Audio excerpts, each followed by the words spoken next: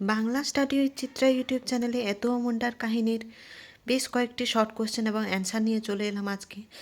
তো চলো প্রশ্নের উত্তরগুলো দেখে নেওয়া যাক।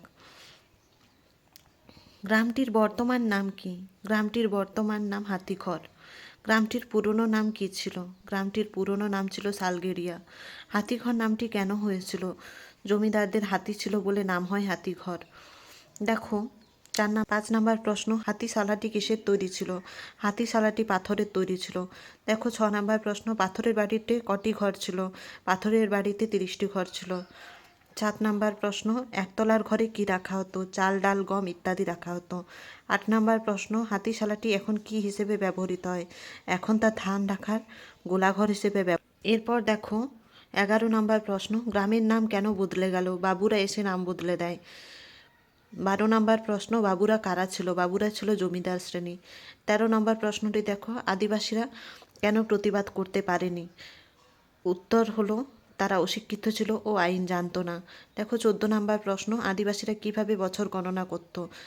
উত্তর, তারা চাঁদ দিয়ে বছর গণনা করত। দেখো 15 নম্বর প্রশ্ন, হাজার হাজার চাঁদ আগে কথাটির অর্থ কী? বহু বছর আগে। দেখো 16 নম্বর প্রশ্ন, সিধু কানু কারা ছিলেন? তারা সাঁওতাল বিদ্রোহের নেতা ছিলেন। দেখো 17 নম্বর প্রশ্ন, সাঁওতালদের বিদ্রোহের নাম কি ছিল? হুল বিদ্রোহ। দেখো 18 নম্বর প্রশ্ন, হুল শব্দের অর্থ কী? বিদ্রোহ। দেখো 19 নম্বর প্রশ্ন, সাঁওতাল বিদ্রোহে কারা জয়ী হয়? সাহেবরা জয়ী হয়। 20 নম্বর প্রশ্ন, বিদ্রোহের পরে সাঁওতালরা কী করেছিল? তারা পালিয়ে যায়। 21 নম্বর প্রশ্ন, মুন্ডাদের বিদ্রোহের নাম কি? উলগুলান। 22 নম্বর প্রশ্ন, উলগুলান শব্দের অর্থ কী? মহাবিদ্রোহ। 23 নম্বর প্রশ্ন, বিরসা মুন্ডা কে ছিলেন? মুন্ডা বিদ্রোহের নেতা ছিলেন। 24 নম্বর প্রশ্ন, আদিবাসীরা কেন দেশ ছাড়তে বাধ্য হয়? জোর জুলুমের কারণে। 25 নম্বর প্রশ্ন, তারা কোথা থেকে আসে? ছোটনাগপুর থেকে। 26 নম্বর প্রশ্ন, তারা কোন নদী পার হয়? সুবর্ণরেখা নদী।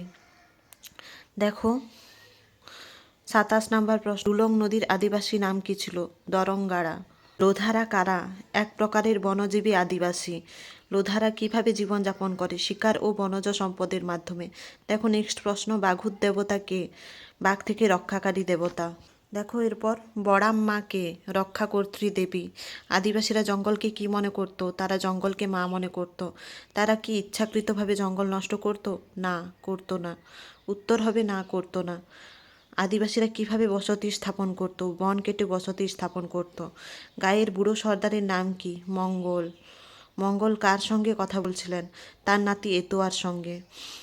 এতোয়া কেমন ছেলে? কৌতূহলী ও সরল। বাবুরা আদিবাসীদের কি কেড়ে নেয়? জমি ও অধিকার।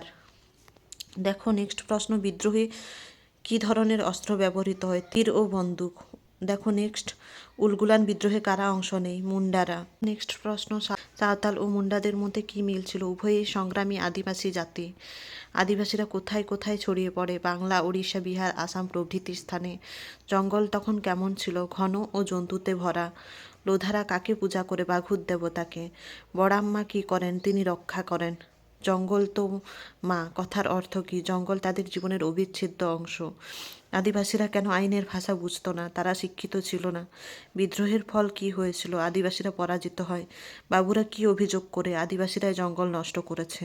গল্পের প্রধান বিষয় কি? আদিবাসীদের ইতিহাস ও সংগ্রাম।